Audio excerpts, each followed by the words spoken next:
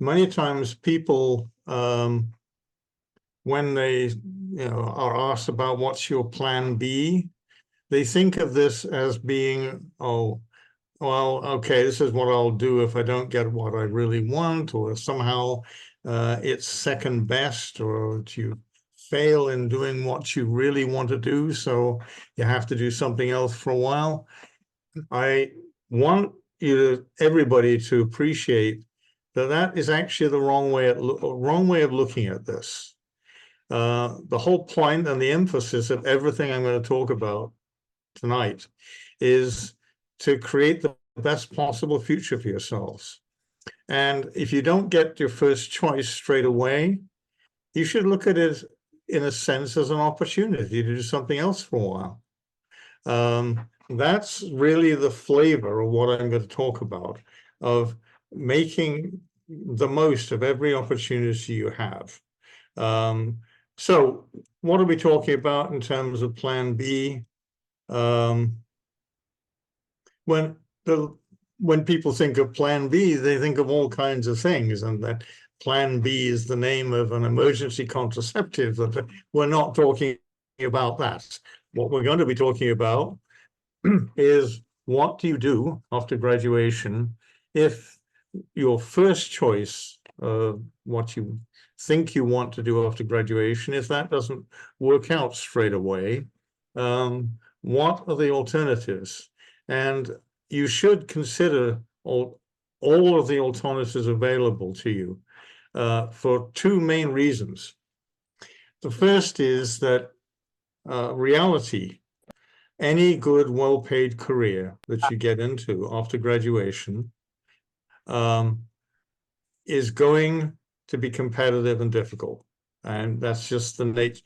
And that's not something that's new. That's always been the way. If you have a good, well-paid career, lots of people are going to want to do that. And so it will be competitive. The second is something that is more a feature of the modern world, in the sense that I'm old enough to have seen this happen. Over the last 50 years, all kinds of careers, jobs, occupations have appeared in the economy that don't fit under the traditional headings going back 50, 100 years ago. Many of these jobs are things that simply didn't exist 50 years ago. And many of these jobs are really interesting and well rewarded, really great jobs.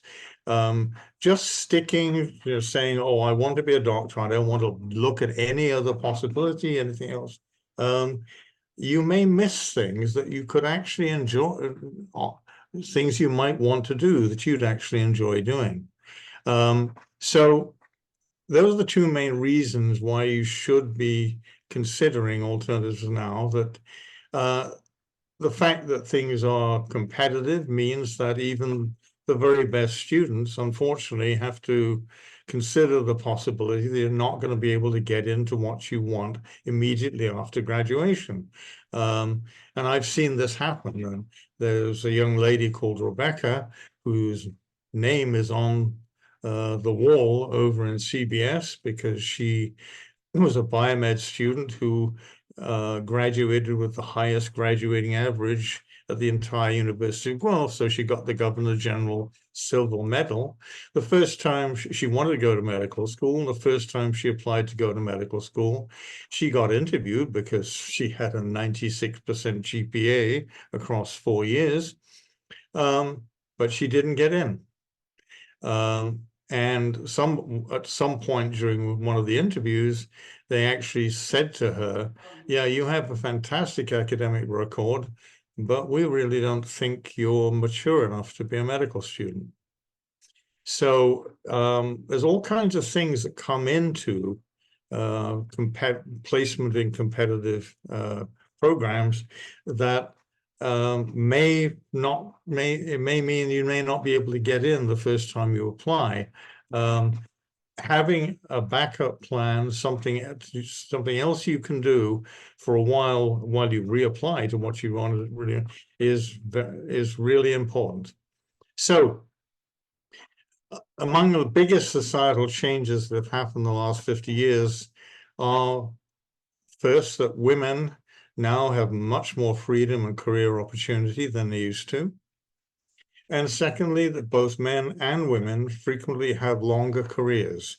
Stats Can figures for life expectancy in Canada in 2020, almost 84 years for women, 79.5 years for men. What that means is, whatever career you eventually settle on, you're probably going to be doing it for about 50 years.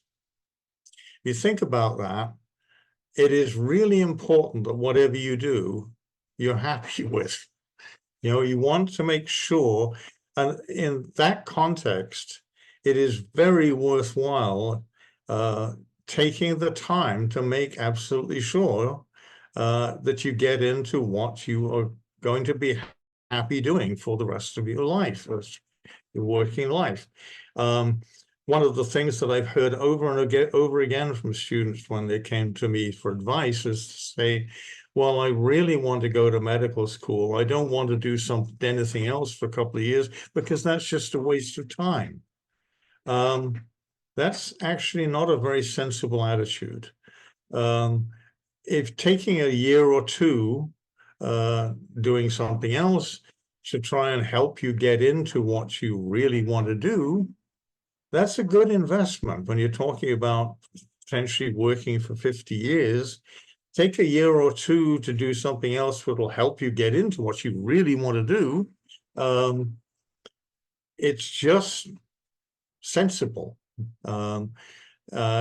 Students who are in such a hurry, and I'll come back to this in a few minutes, students who are in such a hurry to be able to get into what they think they really want to do, it can be counterproductive.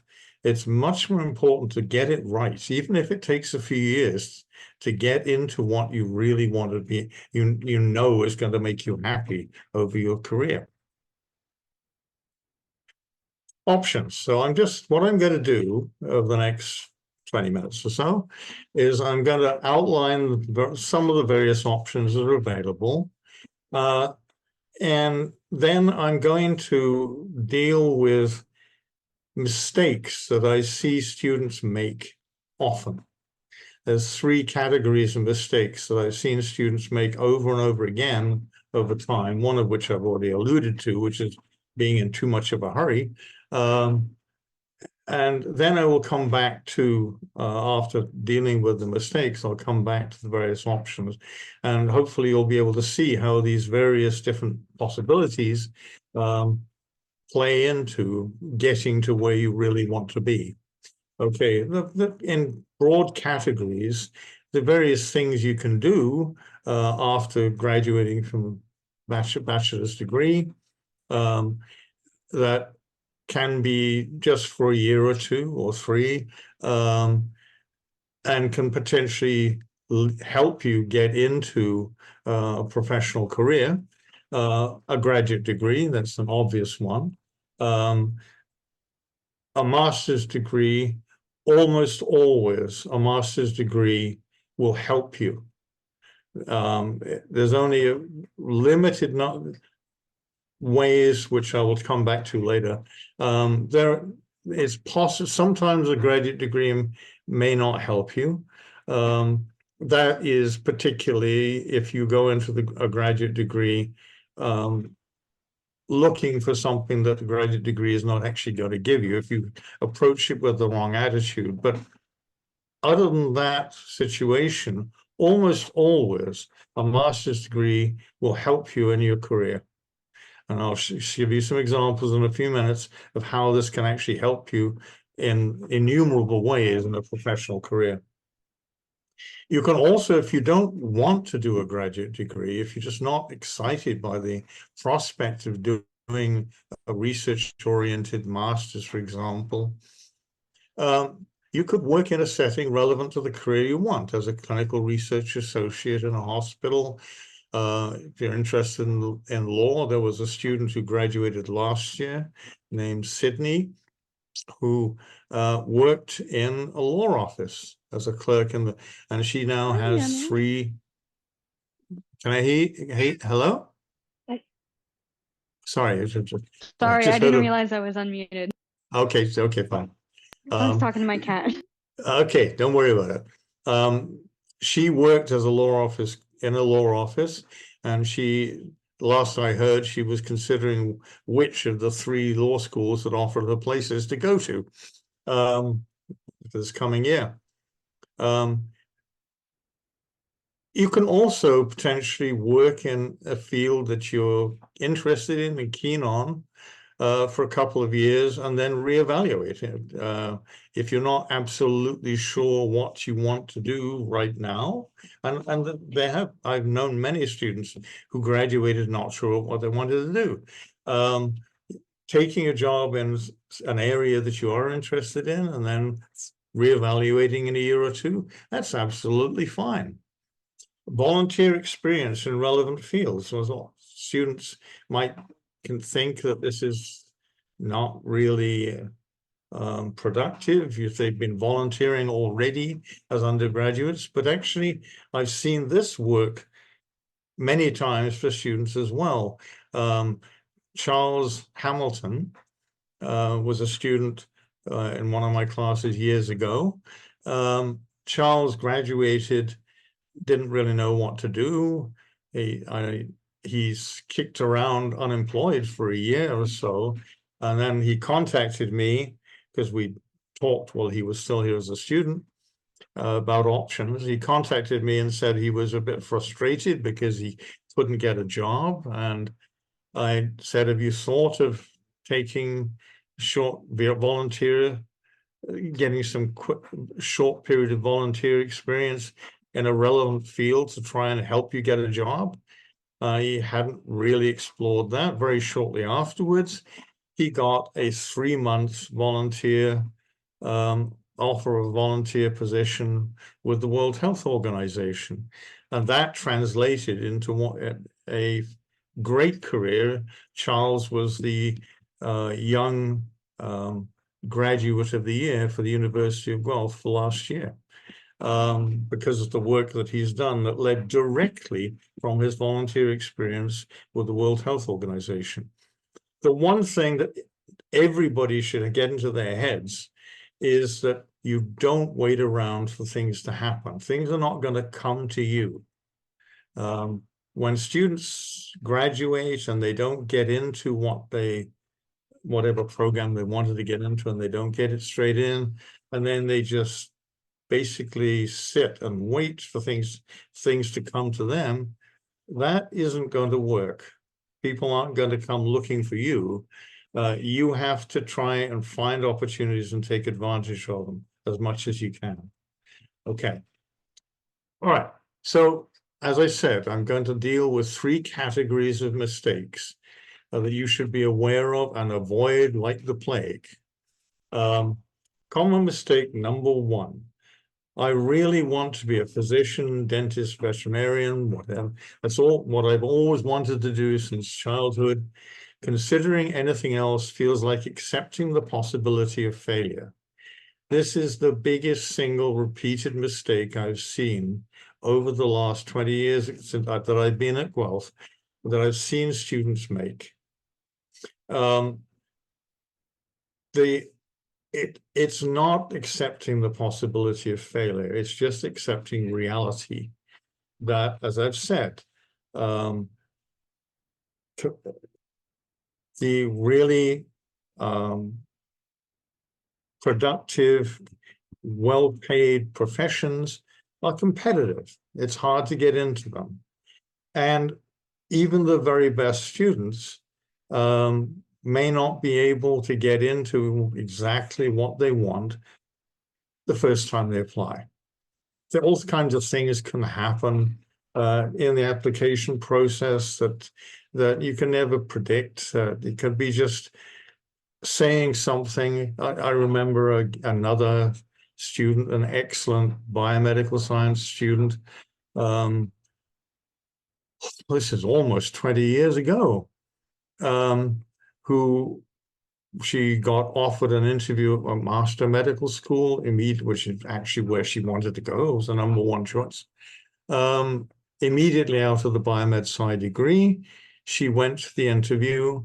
They gave her a scenario, which they do, and they can present a scenario and ask you to play through the scenario, how you'd respond to the scenario.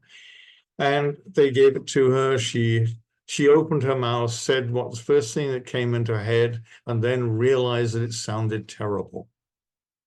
But there's no way to call it back. And so, of course, she didn't get in. That can happen. You know, you can have this moment in an interview when you're nervous and they're going through multiple MMI. You have a moment when you say something without really thinking through what you're saying. And then you realize, oh, they could have interpreted it a different way than you meant, but you can't call it back. So it's little things like that can torpedo you in the middle of a competitive interview process. It's not your fault. It's not a failure. You just have to consider the possibility that things won't work out this year, so that you can have a backup plan, so that you can come back later and try again. Unfortunately, I've seen this so many times that students, particularly students who have very good academic records, that are very, very good students and have done all the right things, have volunteered in local clinics when they're trying to apply to medical school, they've ended up focusing entirely on what they want to do, what they think they want to do, and haven't considered the possibility of of doing anything else. And so they end up graduating with no plan B, no other possibilities that they can potentially do.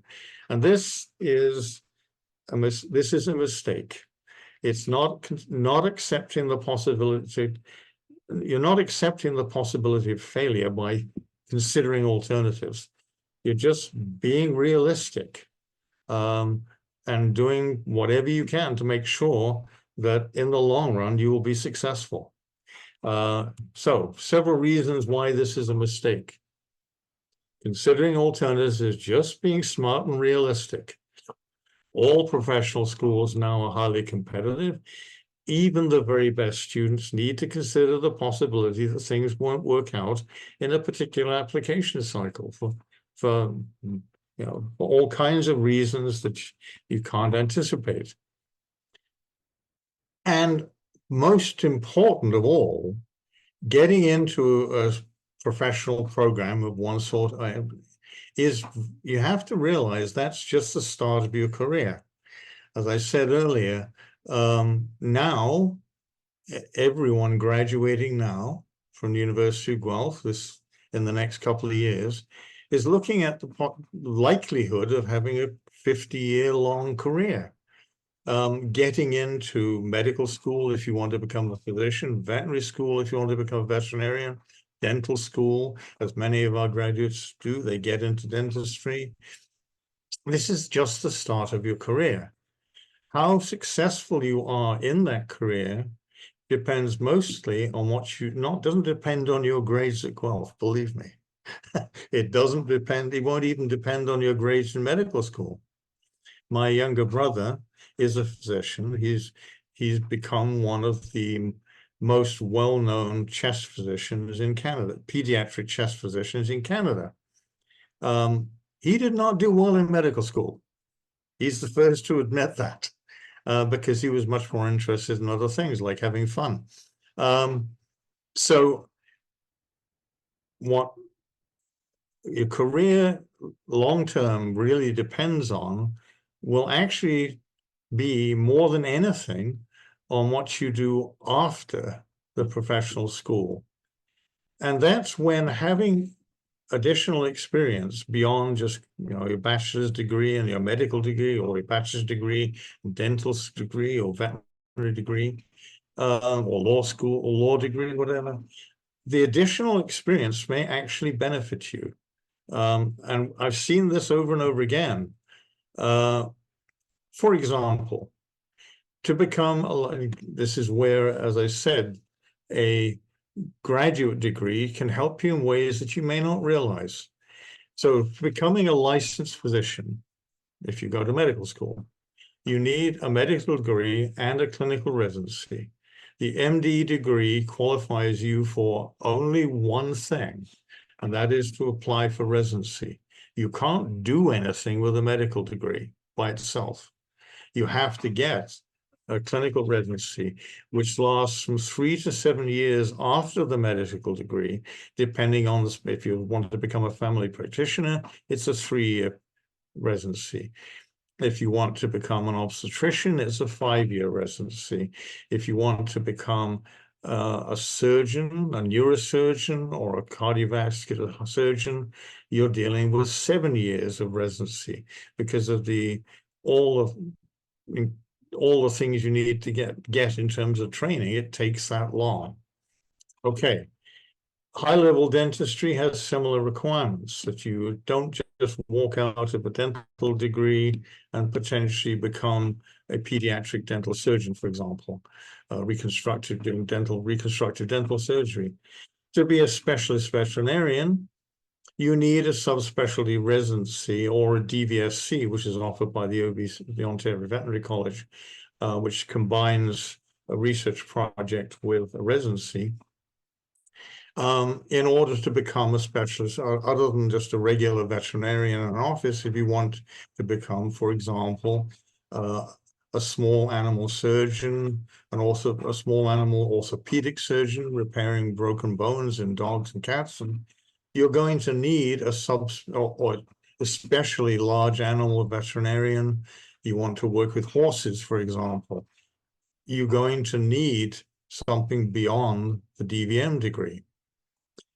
Places in residency for all of these professions, they're not guaranteed. Every year, there are people who graduate from medical school across Canada who do not get into residency. Fortunately, it's a fairly small number, but that is a hell that I can't even begin to imagine. Having worked really hard throughout your undergraduate degree, throughout medical school, to get into medical school, to graduate from medical school, and then at the end of it, to be unemployed, it's just a terrible, terrible thing. But it happens. How can you make yourself more attractive to residency programs? This is where having more additional experience in a clinical setting, I can give you an example. A young lady called Serena, who graduated 5 years ago. She had reasonably good grades, but not very good MCAT scores when she graduated. She didn't get any interviews when she graduated. She wanted to go to medical school. So she worked a couple of years in a dermatology clinic downtown in Toronto, got experience in not only in dermatology, but also in running clinical trials. She's now at the University of Toronto I think she's going into 3rd year now at University of Toronto Medical School. The experience she got working in a clinical setting helped her a great deal, and she is applying for dermatology residency positions. So her experience before medical school is undoubtedly going to help her in her residency applications. Research-based graduate degree definitely helps in getting to the residency of your choice for a number of different reasons. When I was at the University of Toronto, the cardiovascular surgery program, which is one of the best, if not the best in the country, very competitive to get into it. More than 30 years ago, they already had a criterion there. If you did not already have at least a master's degree when you got into medical school, when you came into the residency program, they made you take a master's degree and extend your residency to do this as a resident, so that every one of their residents, when they finished the residency program, had also not only an MD, but also at least a master's degree. The reason for that is on the next slide. High-level medical specialties at medical centers are part of medical schools: surgery, obstetrics and gynecology, oncology. If you want to get to become an academic physician, or indeed an academic dentist at a major medical center, it's now almost impossible to do that without having a graduate degree. The reason for that is because universities won't give, no matter how good a physician you are, they won't give you a university faculty appointment at a major medical center unless you have some kind of graduate research qualification as well. That's because what distinguishes a university is actually graduate research. So why would they give someone a university faculty appointment if that person cannot supervise graduate students? And if you don't have a graduate degree, are you going to be able to effectively supervise graduate students? It's a major question. This, even 35 years ago, this was already a question at major medical centers. And so it made it very difficult for people coming with clinical qualifications to get appointments at a major medical center unless they also had a graduate qualification. What this means is that if you get a graduate qualification before you go to medical school, it makes entry into the high-level specialties in terms of getting residency places. It makes it actually an awful lot easier. You're more competitive for the high-level medical specialty positions if you've already got a graduate degree, and that in part explains why almost half of the applicants to the University of Toronto Medical School who are accepted every year have already got graduate degrees. It's not just a matter of having additional qualifications, additional letters after your name, as they're looking for that research qualification because they know it is going to be really an advantage if you decide to go into more of an academic medical career. Okay.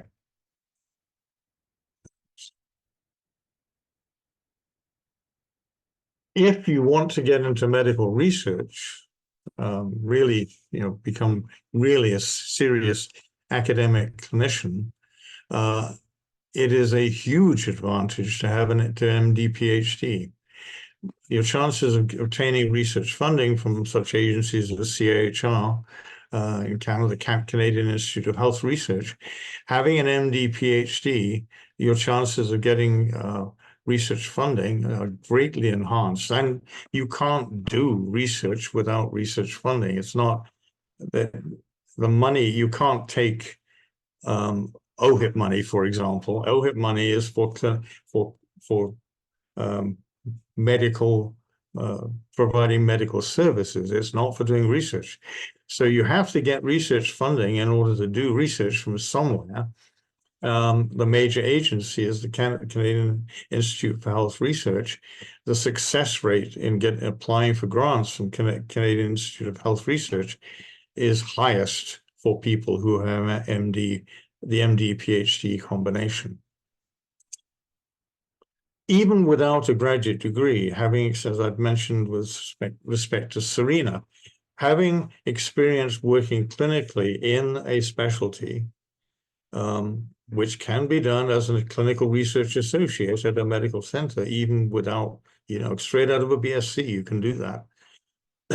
And I've known many students who've done that. may help you get into that specialty after you've finished. Okay.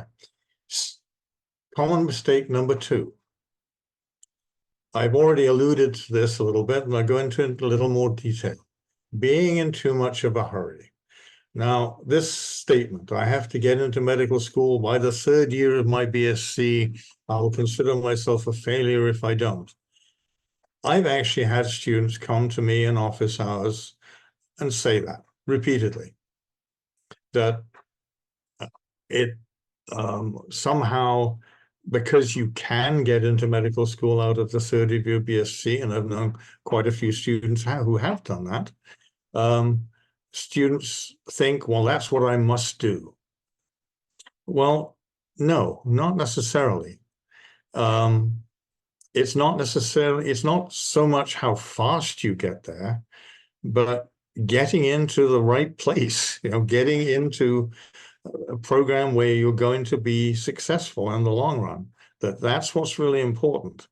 And some examples of how this has worked in the past to really hurt students. There was one young lady I remember who applied out of the biomedical science program, out of the 3rd year of the biomed sci BSc. She didn't get any offers in Ontario or in Canada, but she got an offer of a place at a European medical school. And so she left without completing her BSc to go to medical school in Europe, because she was in such a hurry to become a physician. Well, after a year there, she realized it was a terrible mistake and ended up back here in Ontario, struggling to get back in to complete the final year of her BSc, because it had just all gone completely wrong for her. It's not necessarily a good thing to get into medical school or any other professional school as quickly as possible. You need to be able to get in the right way, in a way that's going to work out for you. Professional schools are looking for people who are educated and professional. And that involves more than good grades. I can't emphasize this enough. As I said, I've already mentioned Rebecca, who had fantastic grades, but she had focused entirely on grades. And there wasn't enough other things that she had done, which were enough to impress a medical school, that she would be a good medical student. And after she was initially rejected the first time, she actually spent a year doing research, doing all kinds of other things. And I was chair of the department at the time, and I saw her develop over that year to an extraordinary extent. She was a different person at the end of that year. And at the end of that year, she got into the University of Toronto Medical School, and she's now, I think she's just finished her residency in pediatrics at sick kids. So it all ended happily for her. But this was a perfect example of someone who had spectacular grades, the best in the entire university, but they wanted more. And she had to get that other component before they would take her seriously as an applicant to medical school. The reason they're looking for this is that they know, all the professional schools know, that to be successful in a professional career, you need to be a lifelong learner, someone who benefits and develops from every experience. And they want to see that. They want to see evidence of that. What professional schools are looking for is something that I'm often asked. I've been asked this over and over again over the years. And they really are trying to answer 2 basic questions. First, does the applicant have the academic ability to handle the curriculum in the professional school? Well, the answer to this is very simple.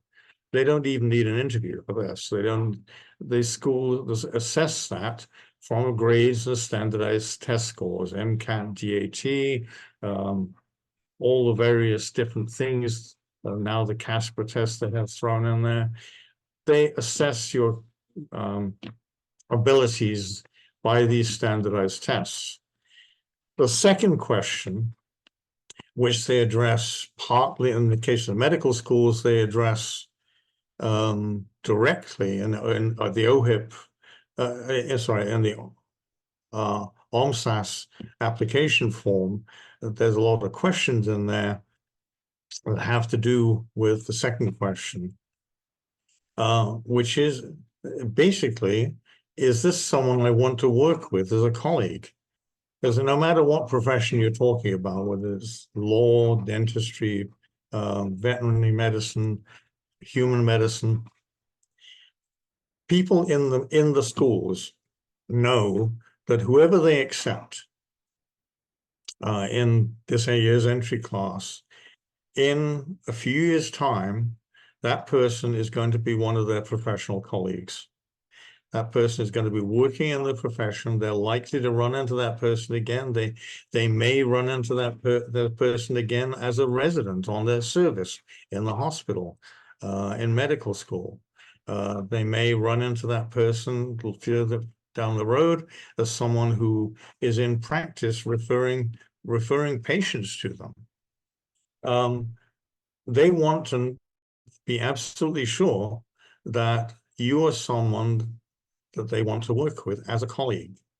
Now, this question, of course, is much more complex and difficult to answer. My brother, as I've mentioned before, he became a very high-level pediatric chest physician. He was head of the chest division at Ottawa Children's Hospital after working for 15 years or so at Sick Kids in Toronto. And so he was involved in interviews, and particularly involved in residency selection in the programs he was in. He told me the only question he was interested in the interview process was, is this someone I can have a conversation with? He didn't care about the applicant's grades. He didn't care about pretty much anything that he saw, other than whether this was someone he could actually work with. Now this, of course, is a much more complicated, difficult question to answer. And that's where the complexity in the application process comes in. They can easily measure MCAT, DAT, and all these various test scores, but trying to assess the personal characteristics of each applicant is tricky. This is where doing other things before you're applying to medical school or dental school actually helps them, because if they have somebody that they know who you've worked with, who is willing to say that you're really a good person to work with, it gives them a sense of confidence that they may not, that there's actually there's nothing else that gives them any greater sense of confidence if they have a colleague who's worked with you and says you're great. So that's also where doing other things for a while may actually really help you in the application process. If you do something else for a while, you're successful at it, and demonstrate that you can learn from a diversity experience, it improves your chances of acceptance to professional school. Relevant experience really counts because they know it will probably make you more successful in the long run.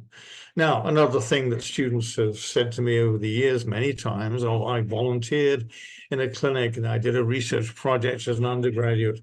I already have clinical research experience. So doing more of the same thing will simply be a waste of time. This is wrong. Why? Because working is different than volunteering. The expectations are different when you're being paid. So if you work in a clinical environment and you do really well, it counts much more than doing a 5-10 hours a week volunteer in the same environment. Graduate school actually teaches you all kinds of life skills which are not specified in the curriculum. Problem solving, working in small groups, working with people, teaching you, how to exercise initiative to solve problems. You get all those things in a graduate school and in a thesis-based graduate degree. And they are really valuable in a professional setting. And the professional schools know this. Many of the past graduates we've had in biomedical sciences who've gone on to professional degrees have actually commented to me that they can always tell who among their classmates have done something else after their BSc, haven't gone straight from BSc into medical school, for example. And that's because these are the students in professional program who jump at every chance they get to make the most of every opportunity. And it means that very often the students who've done something else for a while, a year or two, end up being better medical students and becoming more successful in their professional careers. In any professional career, there'll be all kinds of opportunities for experience beyond simply taking courses, getting additional qualifications, becoming confident in dealing with difficult situations, networking with people. These experiences can make a huge difference in your postgraduate career. If you get that kind of experience before you go to professional school, you're starting from a better position in the professional school. Okay, mistake 2B, a subset of this. This is something that I've seen students unfortunately do, choosing a plan B that sounds impressive, that will give you a qualification you think will look good on your transcript, but it involves an activity you're not really enthusiastic about. Unfortunately, this happens. You don't, as I've said early on, the whole point is to get yourself into a career that you're going to enjoy. You shouldn't try and do something for a while just to try and look good if it's not something you're actually enjoying doing. It's not something you like doing, because for several reasons. First, it's awfully difficult to do well at something when you don't like what you're doing. So if your plan B is something you don't actually like doing, this could be fatal, because you may not succeed at it. And if you don't really succeed at your plan B after graduation, that's a huge problem. That's a much bigger problem than weak first-year grades or any of the other things that you may be worried about. It's also something that gets a fundamental characteristic of people who are successful in their professional careers. Successful professionals have to be fundamentally honest. If professional schools think there's any trace of dishonesty in an applicant, that's the kiss of death in an application. And that dishonesty can be just as little as, well, if they think that you're doing something to look good, but it's not really something that you're actually keen on. Why do that if you don't, just to look good? They don't want people who like to look good. They want people who are good at what they're doing.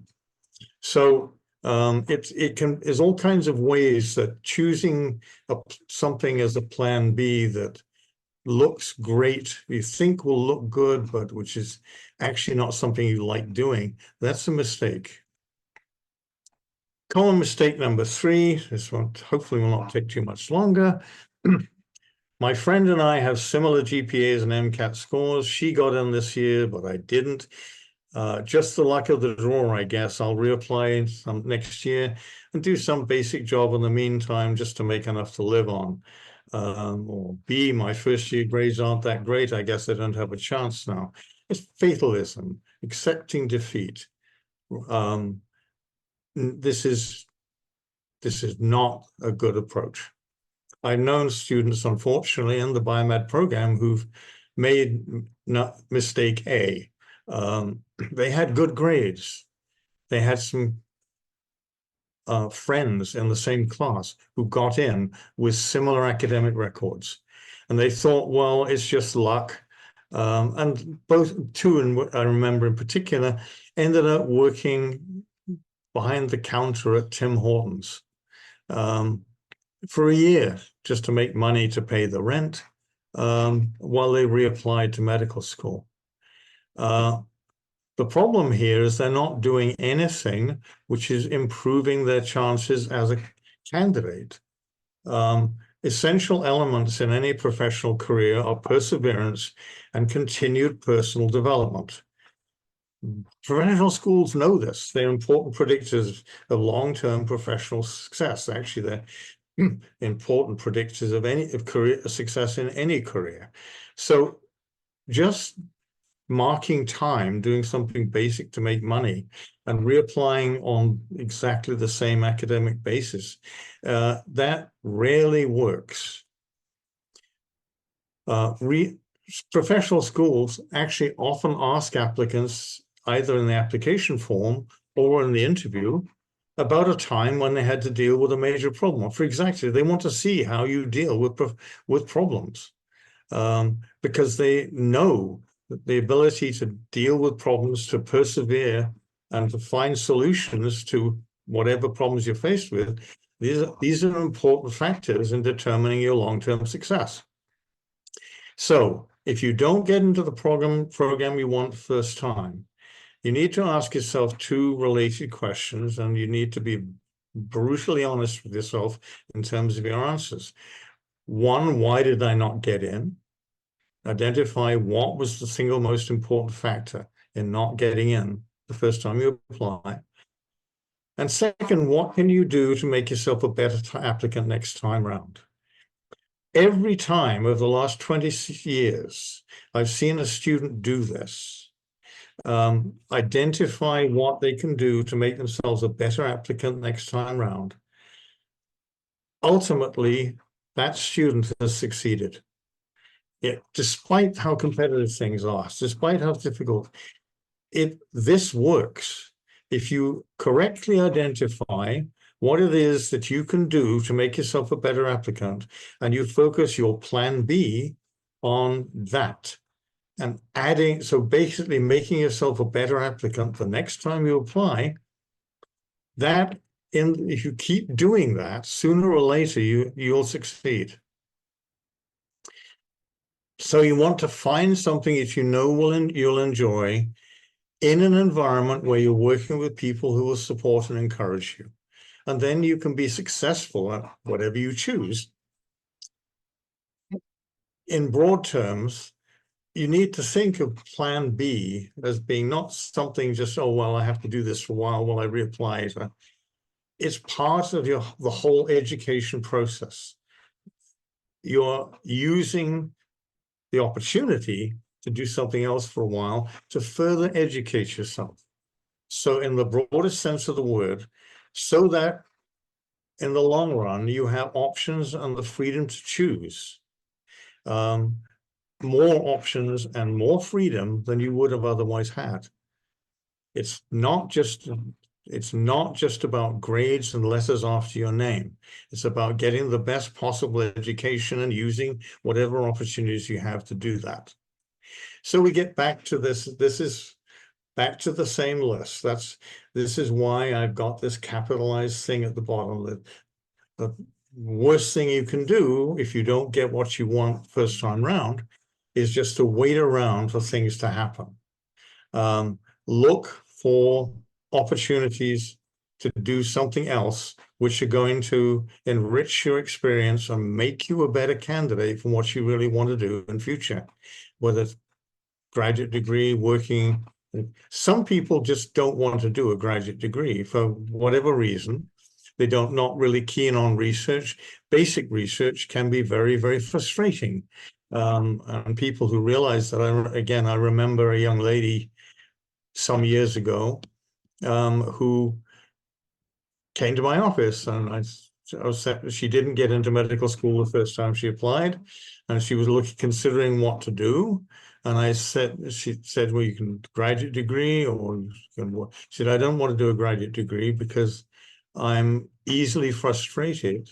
I don't think I'd be a good graduate student. And she was probably right. So instead, she actually took a job as a clinical research associate in Toronto. And the next year, she got into both Ottawa and Toronto medical schools, and she just finished an anesthesiology residency at McMaster. So, graduate degrees aren't for everybody. Working in a setting relevant to the career you want, that can often work if you're not really keen on doing a graduate research degree. It is also perfectly acceptable to take a job in a field of work that you're keen on for a couple of years and then reevaluate. There was another young lady I remember from, again, almost 18 years ago now.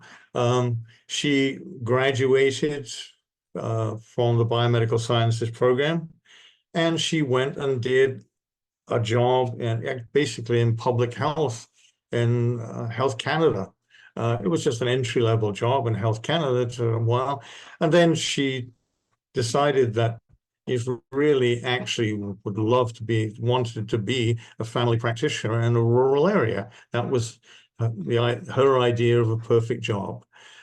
So she got into McMaster Medical School, and she is now a family practitioner in a logging town in northern British Columbia. So she did exactly what she wanted, but she took her a couple of years to figure out what she wanted to do and how to do it. And as I mentioned, it's also, if you can find volunteer experiences in relevant fields that are going to increase your experience, and so things that the average student doesn't have, as Charles Hamilton did, that can also work. But just don't wait around for things to come to you. And that, I believe, is the last slide. And it's time for questions from anybody who has questions. Awesome. Thank you so much, Dr. MacLusky. That was great advice. We have about 5 minutes left. So if anyone has any questions, feel free to unmute yourself, or you can even type it in the chat. Yes, I've got the chat box open, so anybody can type questions if they don't want to ask it verbally.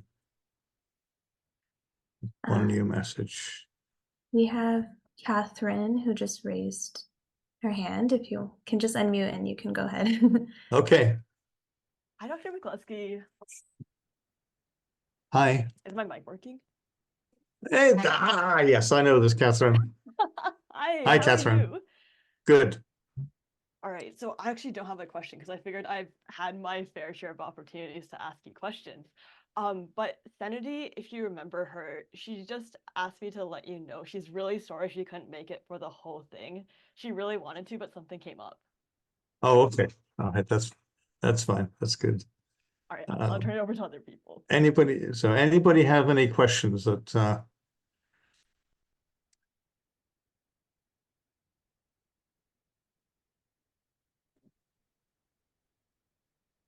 I can also ask a question if no one else has one. So Dr. MacLusky, how do you know like when it's time to pivot to plan B instead of like continuing to pursue your dream career?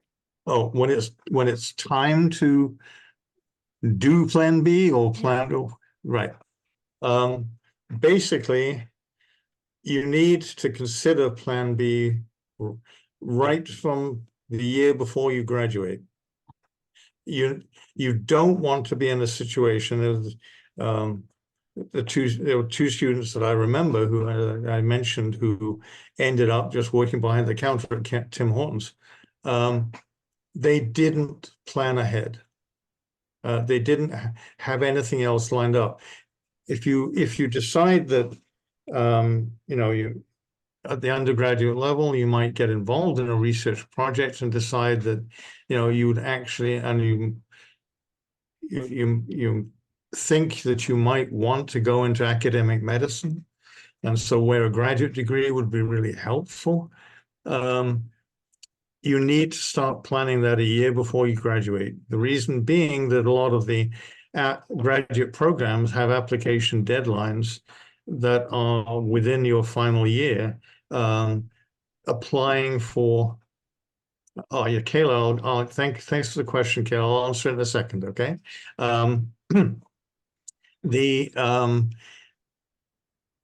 In a lot of the scholarships, the graduate scholarships, have deadlines early in the year, and unfortunately, some of them are deadlines at the same time as OMSAS. So this is one of the reasons that many students don't do this, because if they're interested in going to medical school, they focus on their OMSAS application, and they just feel they don't have time to also do an application for a graduate scholarship because it's at the same time.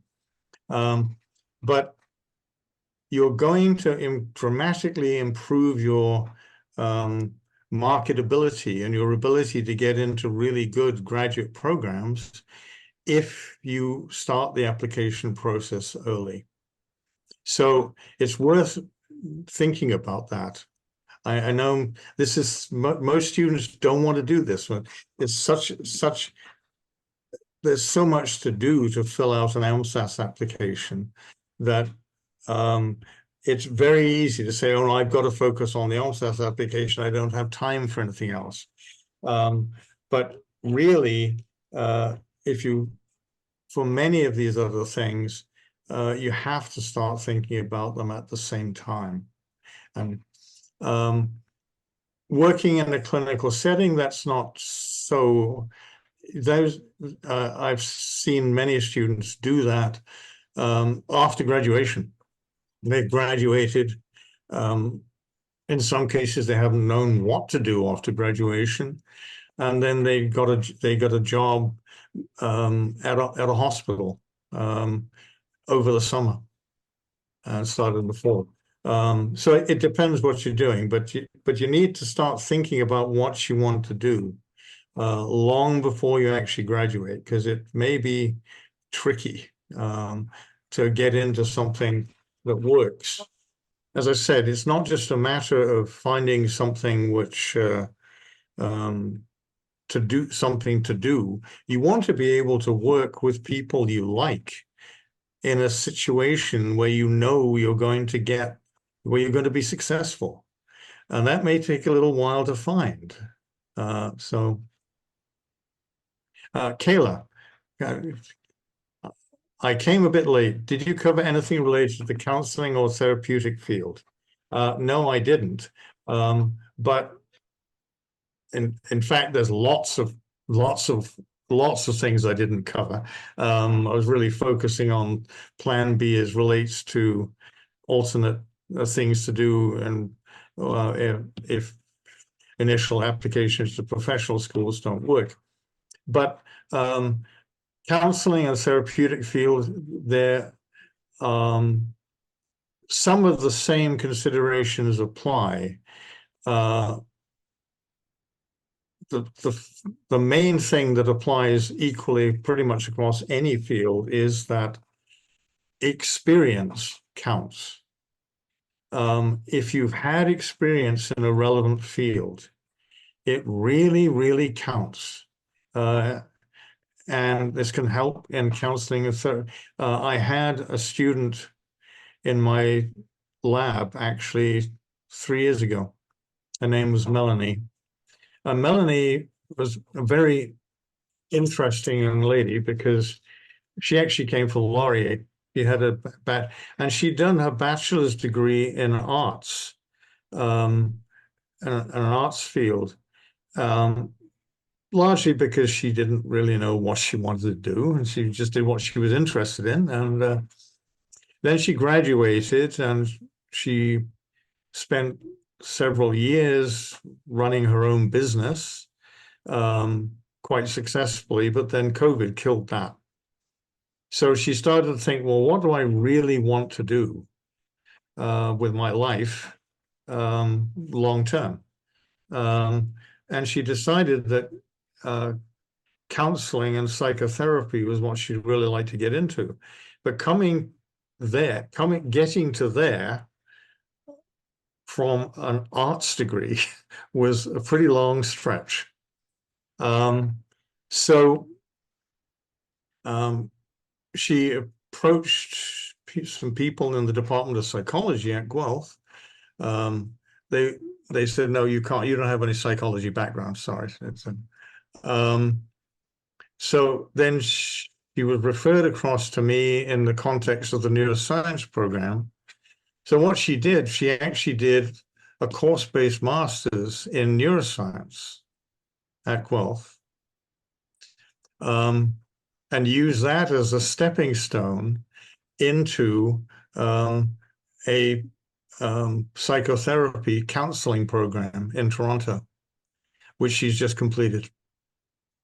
So that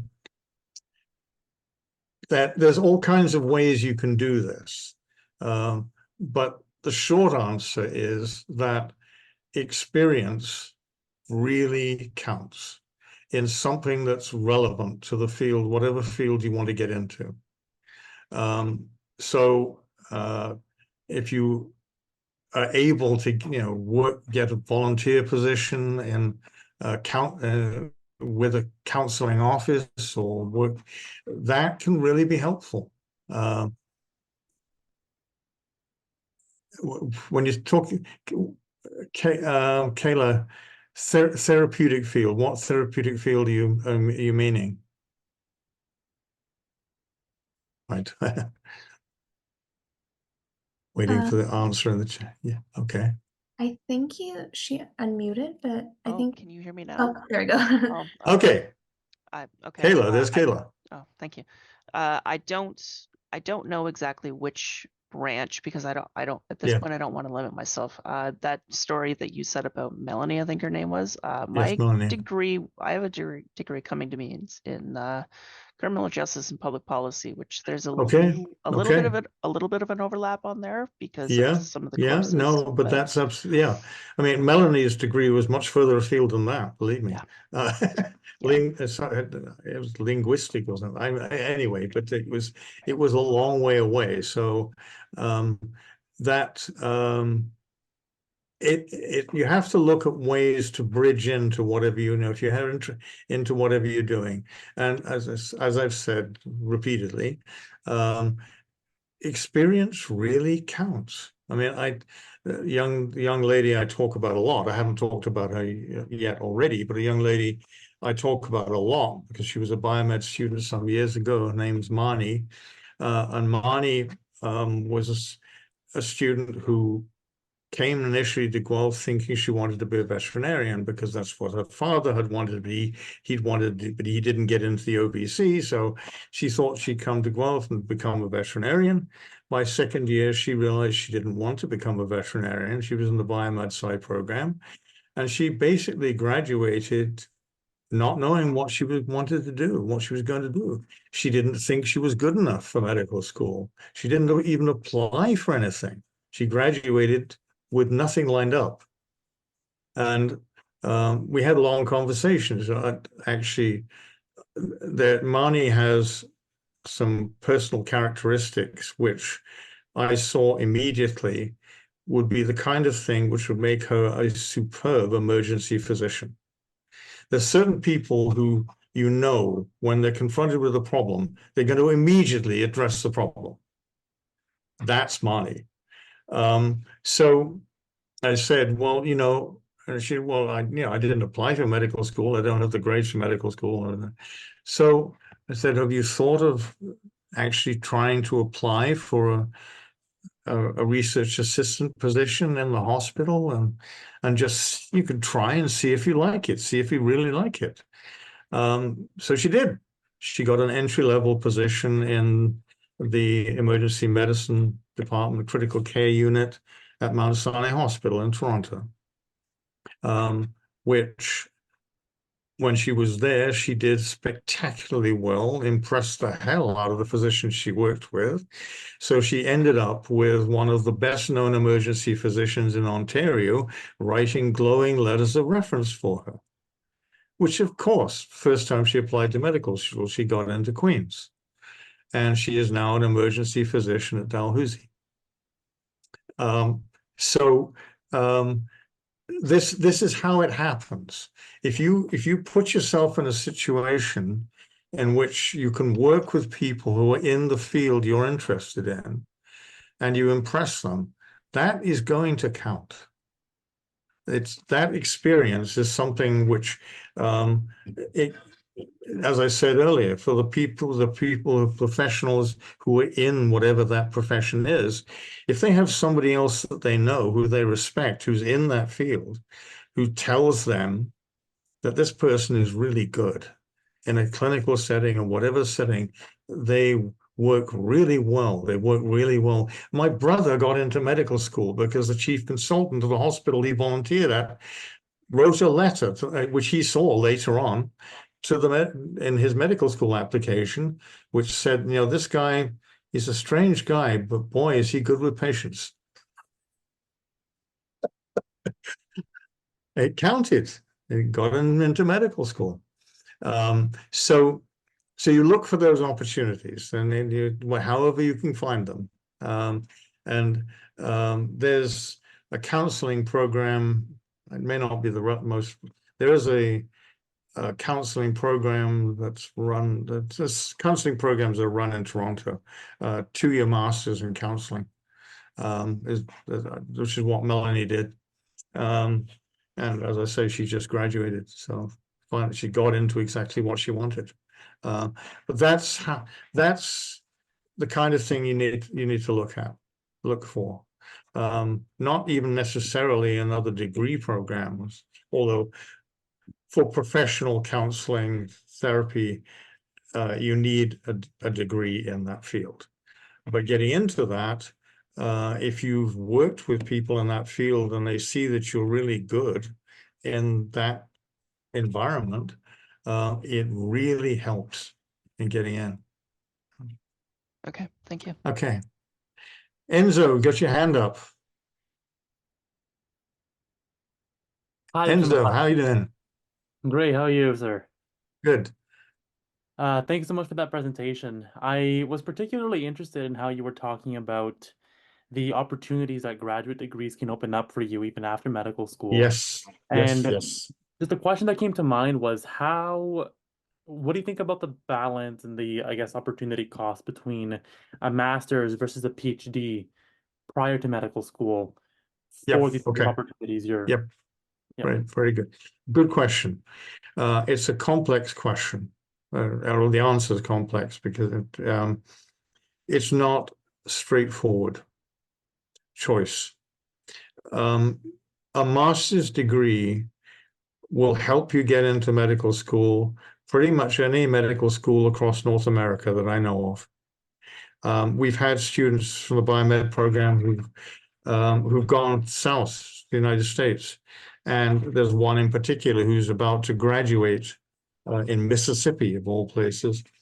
And he did a master's degree at Guelph, and he's been offered something like 35 interviews for residency out of his MD degree. And some of his classmates haven't been offered in the specialty he wants. And some of his classmates who got similar grades have not been offered in any interviews at all. So, and he was told when he interviewed this medical school that the master's degree was something that they were very happy to see. So a master's degree, PhD is another level up. It actually doesn't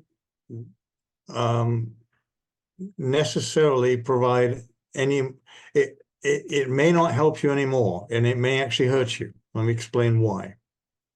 You have to be really sure that you want to go into a research career before you do a PhD. The reason being that even though a thesis-based master's is 2 years, a PhD is 3 years, it doesn't seem like there's that much difference between them. The expectations from a PhD are at a completely different level. And therefore, if you if you do a PhD, it's expected that you will have reached those expectations. The expectations include publication, and not just publication of a paper, publication of multiple papers. That you have demonstrably been successful in your research program as a PhD student. If you don't do that, the PhD actually can hurt you. And I've seen this when I was on missions committee in Toronto. We had a student came through who had a PhD, but didn't have publications, didn't have much in the way of publications from his PhD. He was viewed as a failed graduate student and didn't even get interviewed, even though he was class president of his program. You have to be very sure that you want to do a PhD before you do it. It can, if you do a PhD and you're successful at it, it can add enormously, because it can set you up potentially that you would be able, after going to medical school, you would potentially be able to have an academic medical position and have a medical research program. I'm not saying that you have to have a PhD in order to have a medical research program. You don't. There are many clinicians who don't have PhDs who have clinical research programs, but it really helps, and they know that. So in major medical centers now across North America, most of the section chiefs in medical schools have MD PhDs for that reason. There's a level of success in academic medicine that you can only reach with an MD PhD, but you have to be really sure that's the direction you want to go in. You don't want to do a PhD, as I said earlier, doing something else and then failing at it after you finish your BSc, which could be, doing a PhD and then just not having a good publication record. That can really hurt you. So you don't want to do that unless you're really sure that it's what you want to do and you know you're going to succeed. Did that answer the question? Yes, that was very helpful. Thank you so much. Yeah, sure. Okay. Anybody else? I think we have a question from Brooklyn. Brooklyn, for students who do not know what they want to do, what do you suggest they do? Very good question, Brooklyn. And that's not a reason it's a good question is because many students that I've known have been in exactly that situation. Marnie was in that situation. She didn't know what to do. Another young lady that years ago, a biomed student called Simone, was exactly in that situation. Simone came to me in April of, basically the end of her fourth year. And she'd been in three or four of my classes. She was an excellent student, but she hadn't applied for anything after graduation. She hadn't, because she didn't know what she wanted to do. So the advice that I give everyone in that situation is what you should do is find something that you are interested in that is going to give you some different experience, some additional experience that you haven't had already before, and something that you're interested in that you think you're going to enjoy. In Simone's case, she had been doing a research project in fourth year in Jim Patrick's lab on the third floor of biomedical sciences. And I knew she'd been having a good time there. It was a fun lab. They were all having fun up there. And I knew she was having fun with the graduate students. There were times when, and things like she'd be up there on roller skates, and I knew they were having a good time in that lab, but they were doing good work as well. And so when she said, I don't know what to do. And I said, well, what are you enjoying doing now? And she said, well, I'm having a good time in Jim's lab and research projects. I said, well, have you thought about asking Jim if you can do a master's in his lab and then, while you're doing the master's. You can make up your mind what you want to do afterwards. That's what she did. She's now a fully qualified rheumatologist. She went to medical school, master, internship, residency in internal medicine at Queen's, and a rheumatology fellowship. Because she eventually, in her master's, because Jim's research is very clinically oriented, she realized that she would actually, she wanted to be in medicine, the way she could do something to help people with clinical problems. Marnie, I've already said, you know, I thought that she would do well in a hospital setting, even as just sort of a you know, entry-level assistant in a program, and she did. Find something that you think you'll enjoy. Make sure that it's with people that you're going to like working with. That's important too. You don't want to do something in an environment where you don't like the people you're working with. That doesn't really work out very well. But anything that you'll enjoy doing that will give you additional experience. I remember one young man some years ago, this is 15 years ago, who actually, he graduated, and I asked him what he was going to do, and he said he was going to travel for a while. He went traveling for a year and then went to McMaster Medical School. But anything that you will enjoy that will enrich your experience and give you what I said, the education in a broader sense, not just grades and courses, but that will give you more experience of the world and of working with people. Anything that you can do to do that, well, but you should also doing something that you'll actually enjoy doing. Danielle, who I mentioned earlier on, who went to work in an entry-level position in Health Canada in Ottawa. You know, it gave her some experience for a couple of years in working in an environment, seeing how healthcare works. And that was enough to tell her that medical school actually was not a bad idea.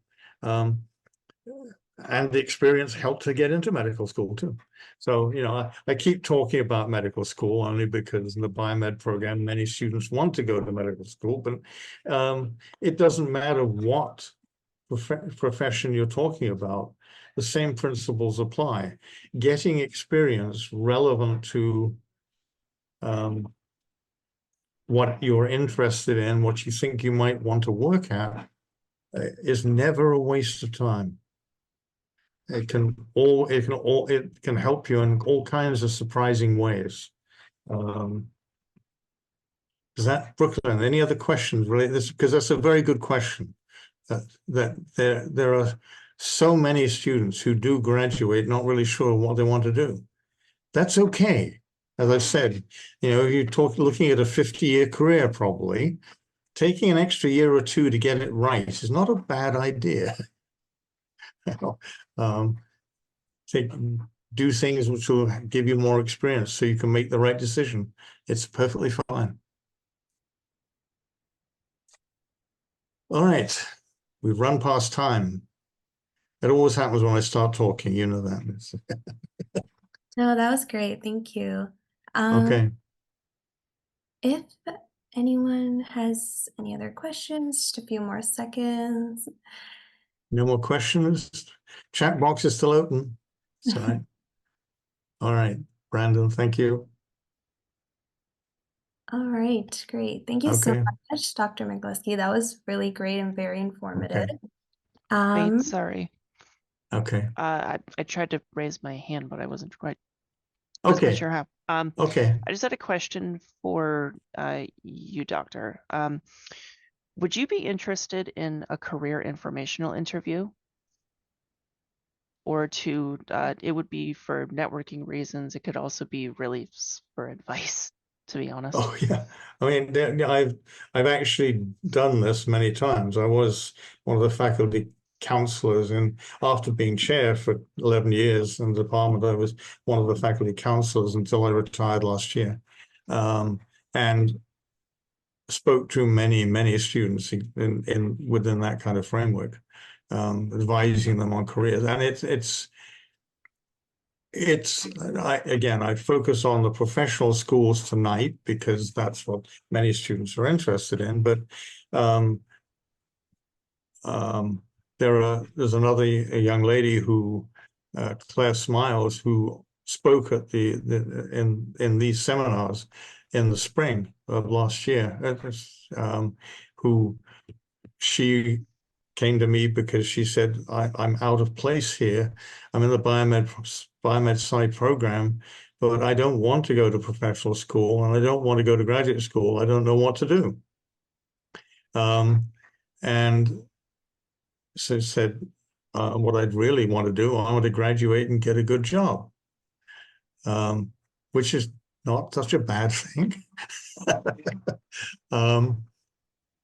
He said, I'd really like to get a job somewhere related to healthcare, but in a pharmaceutical company, so I have a decent salary, but you can't get that kind of job straight out of a BSc anymore. And it's true, you can't.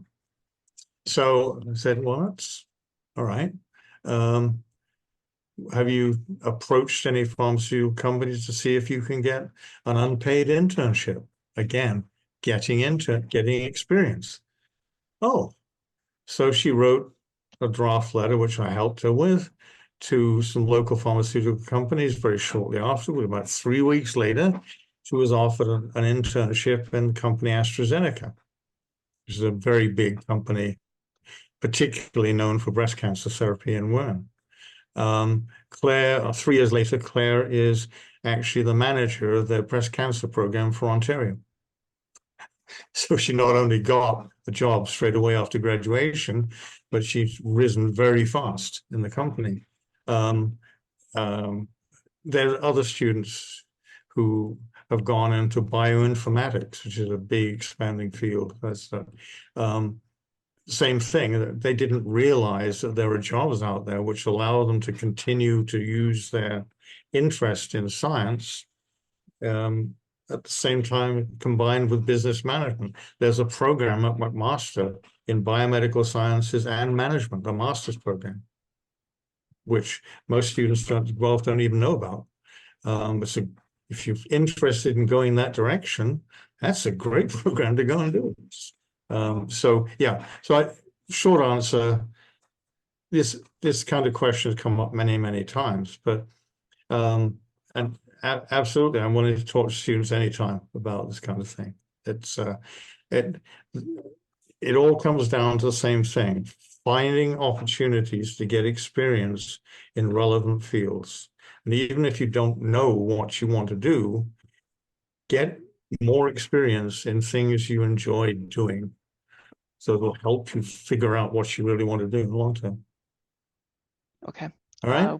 Would I be able to, is there an email that I could email to contact you? Yeah, I'm still on the Guelph email, even though I've retired.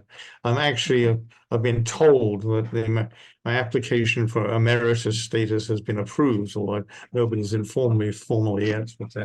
So that will keep me on the books and keep me with an office in the building. So, Okay. yeah, sure. Would you be able to put your email in the chat and then I Yeah. can send you an email? I'll type it in. It would help if I get it right.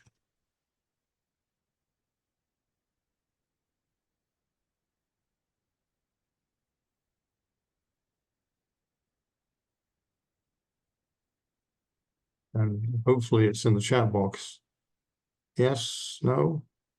I don't see it. Control enter, okay. Control enter to send. Not coming through? I don't know why. Control enter, it's not. Oh no, that's because it's not, it's gone into a box where the person's left already.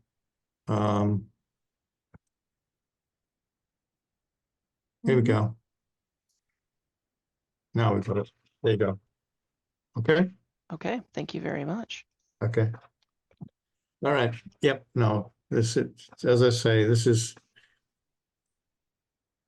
it's trying to figure this out is something a lot of students have, and I, It's hard. advised Very many, hard. many students over the last 20 years. So, all right. Any other questions on discussion? All right, great. Okay. All right. Thanks, Priya.